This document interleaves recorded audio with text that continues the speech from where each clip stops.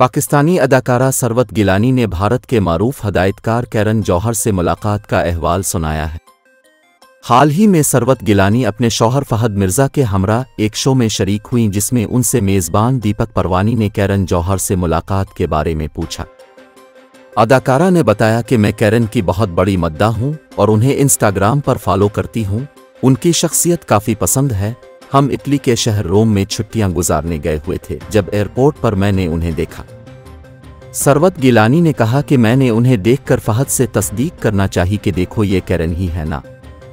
मैं इतनी ज़्यादा खुश थी कि कैरन ने मुझे देख लिया। उन्होंने बताया कि भारतीय हदायतकार हमारी जानिब मुतवज्जे हुए और पूछा आप लोग कहाँ से हैं। इस पर मैंने कहा हम पाकिस्तान से हैं।